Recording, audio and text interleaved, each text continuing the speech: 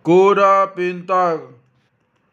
Pada 2010, para ilmuwan melakukan sebuah eksperimen tikus yang menyentuh tak seperti biasanya. Mereka mengurung seekor tikus dalam sebuah kerangkeng mungil, menempatkan kerangkeng itu dalam sebuah sel yang lebih besar, dan membolehkan seekor tikus lain berkeliaran bebas dalam sel.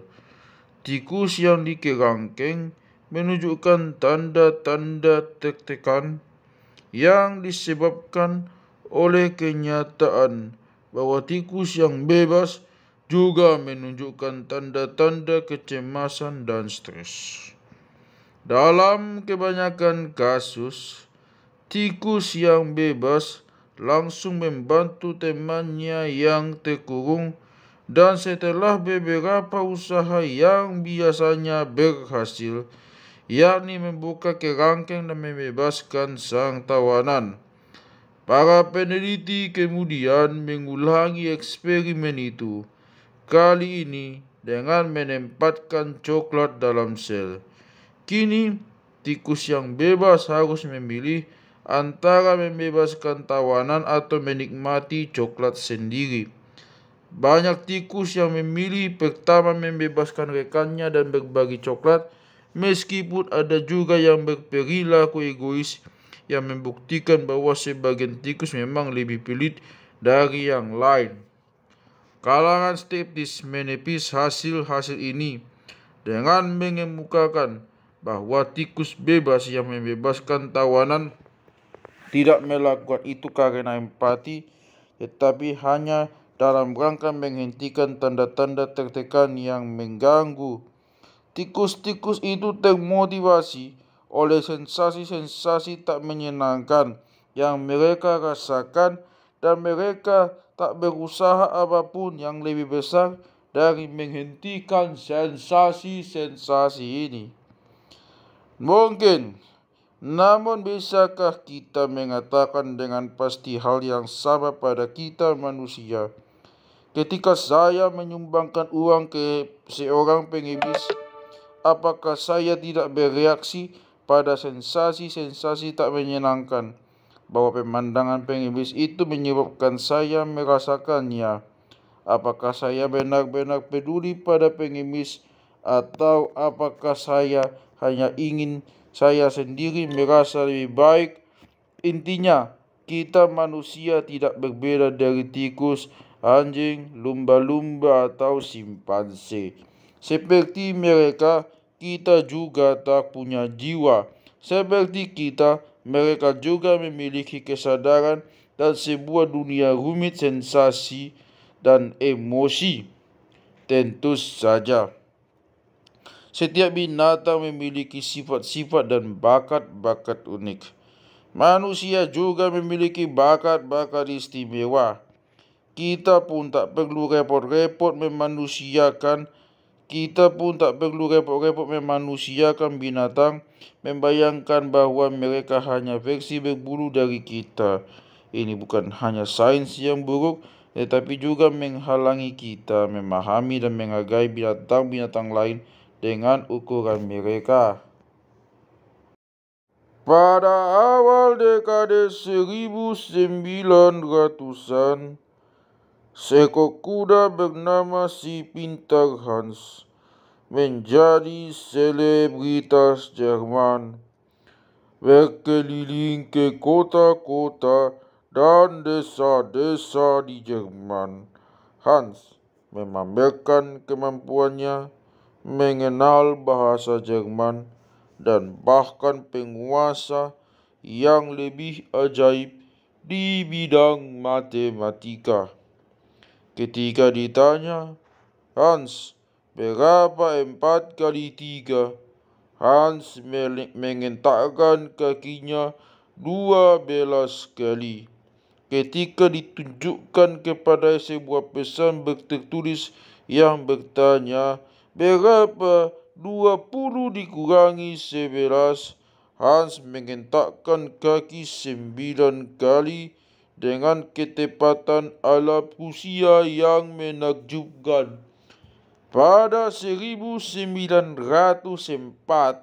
Dewan Pendidikan Jerman menunjukkan sebuah komisi saintifik Jerman yang dipimpin seorang psikolog untuk menyelidiki hal itu. 13 anggota komisi, termasuk seorang manajer sebuah sirkus dan seorang dokter hewan, yakin ini pasti tipuan. Tetapi meskipun sudah berusaha keras, mereka takut juga menemukan kecurangan atau dalih untuk membuktikannya.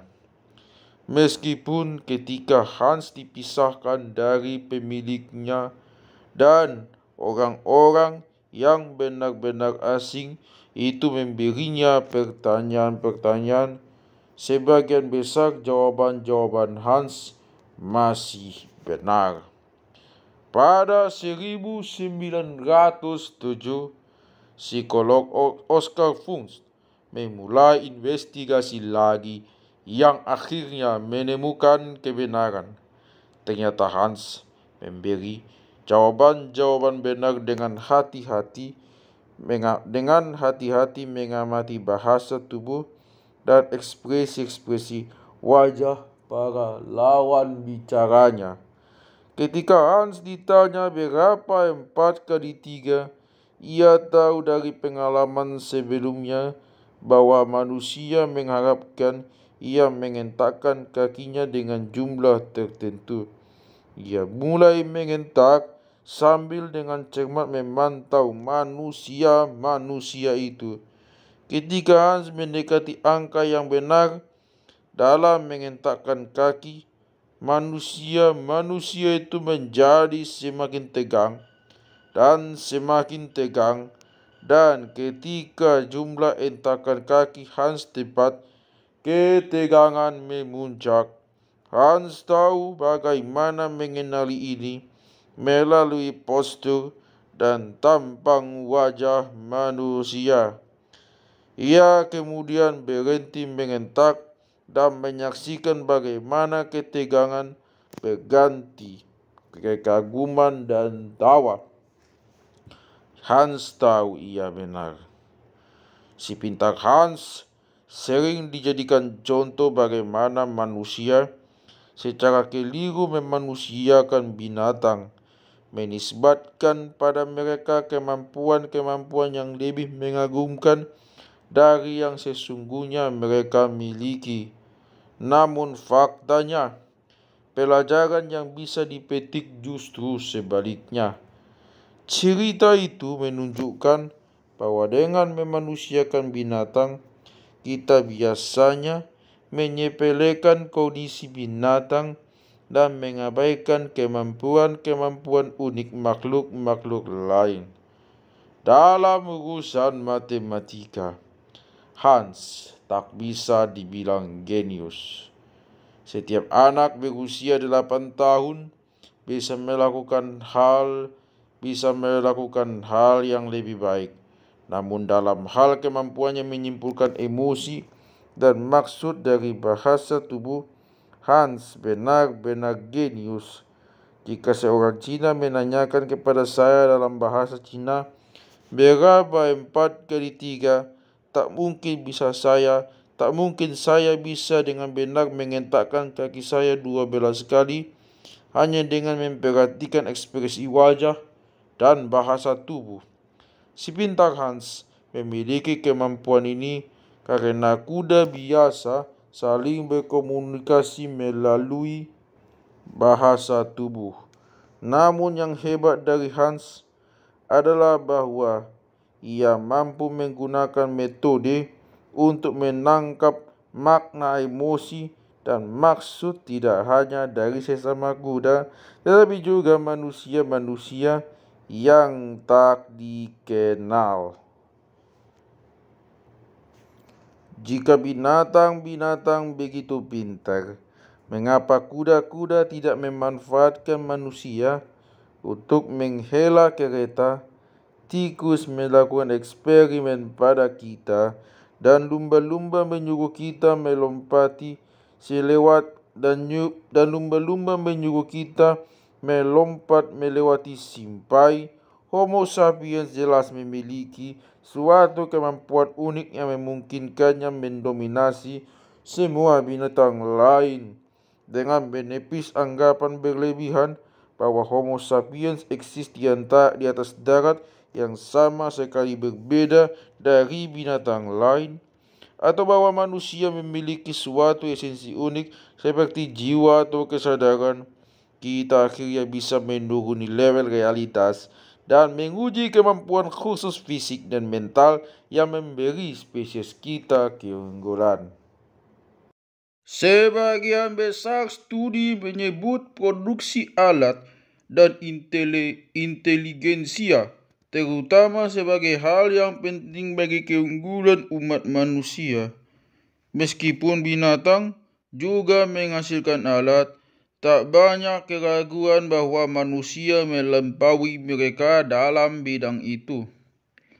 Yang agak kurang jelas adalah soal inteligensia. Sebuah industri dikerahkan untuk mendefinisikan dan mengukur inteligensia, tetapi jalan panjang masih terbentang untuk mencapai konsensus. Beruntunglah, kita tidak harus memasuki lahan ranjau itu, karena apapun yang didefinisikan orang tentang inteligensia, cukup jelas bahwa bukan inteligensia maupun penciptaan alat saja yang berperan dalam penaklukan dunia oleh sapiens. Menurut sebagian besar definisi inteligensia, 1 juta tahun lalu manusia sudah menjadi binatang paling cerdas di dunia, selain juara dunia sebagai pembuat alat, tetapi menjadi makhluk yang tidak signifikan dengan dampak kecil pada ekosistem di sekelilingnya. Mereka jelas tidak memiliki fitur kunci lain di luar inteligensia dan pembuatan alat.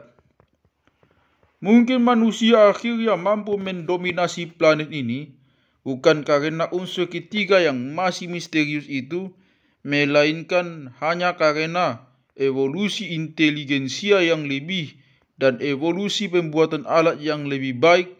Tampaknya tidak demikian, karena kalau kita mencermati catatan sejarah, kita tidak melihat korelasi langsung inteligensia dan kemampuan pembuatan alat manusia individual dengan kekuatan spesies kita secara keseluruhan. 20.000 tahun lalu, rata-rata sapiens mungkin memiliki inteligensia yang lebih tinggi dan keterampilan membuat alat yang lebih baik dibandingkan dengan rata-rata sapiens hari ini. Sekolah-sekolah dan majikan-majikan modern mungkin menguji kemampuan kita dari waktu ke waktu, tetapi betapapun buruknya kemampuan kita,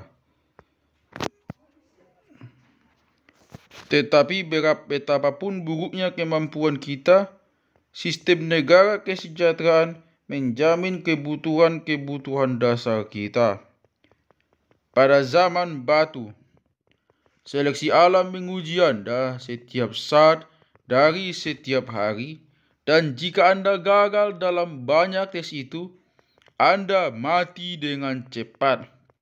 Namun, terlepas dari tingginya kemampuan membuat alat para leluhur kita pada zaman batu, dan terlepas dari ketajaman pikiran mereka dan kejelian mengendus, 20.000 tahun lalu umat manusia jauh lebih lemah dari hari ini. Selama 20.000 tahun itu, umat manusia bergerak dari berburu mamut dengan tombak bermata batu sampai eksplorasi sistem tata surya dengan pesawat ruang angkasa, bukan karena evolusi tangan menjadi lebih tangkas atau otak menjadi lebih besar.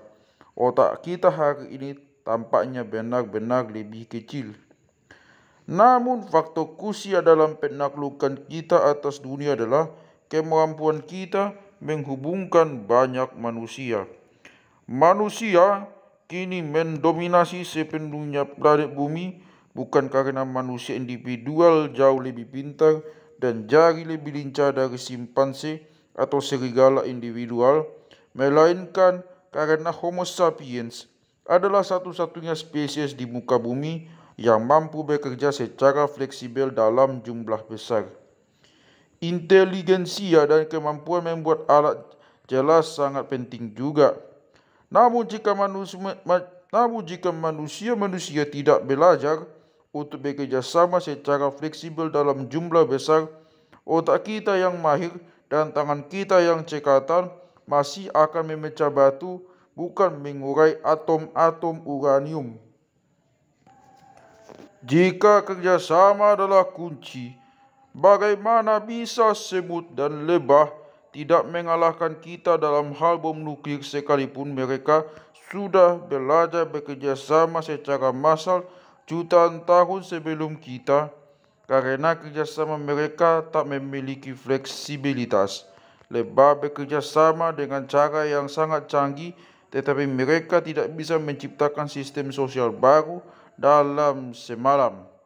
Jika sebuah sarang lebah menghadapi ancaman baru atau peluang baru, lebah-lebah itu tak bisa menggantung ratu dan mendirikan republik. Mamalia sosial seperti gajah dan simpanse bekerja sama jauh lebih fleksibel ketimbang lebah, tetapi mereka melakukannya hanya dalam jumlah kecil teman dan anggota keluarga. Kerjasama mereka didasarkan pada pengenalan personal. Jika saya seekor simpanse dan Anda seekor simpanse dan saya ingin bekerja sama dengan Anda, saya harus mengenal Anda secara pribadi. Simpanse seperti apa Anda? Apakah Anda simpanse yang baik? Apakah Anda simpanse yang jahat? Apakah Anda simpanse jahat? Bagaimana saya bisa bekerja sama dengan Anda kalau saya tidak mengenal Anda?